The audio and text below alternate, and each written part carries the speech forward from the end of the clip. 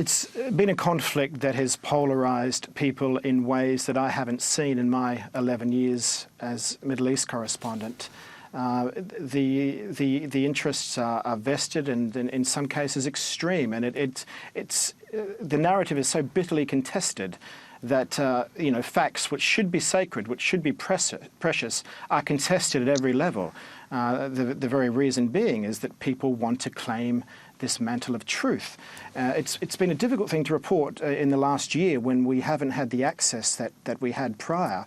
So we've had to rely on a lot of people that we are now more or less dealing with remotely. We can get across the Turkish border into the northern Syrian countryside to speak to people, but I've become very conscious of the fact that myself and others have not been able to get to where we need to be for a number of reasons. The siege, an inability to trust, and just the chronic danger from such a withering war. And what does that mean for the overall telling of the story?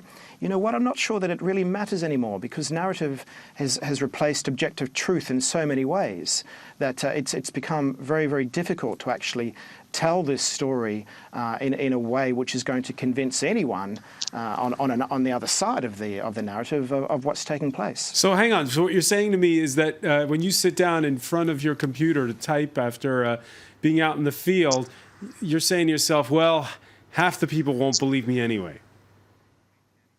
Yeah, that's absolutely the case, and all we can do is crack on, bring rigorously tested facts to the table, be very careful about who we empower, don't be afraid to call a reality when we see it, and also not to be afraid to I guess, shift our understanding of events. And an example of that has been the way that the opposition has changed or devolved or evolved, whatever you want to call it, over time. It's been very important to chronicle that evolution from the initial uprising, which was a popular street uprising within the frame of the Arab awakenings elsewhere.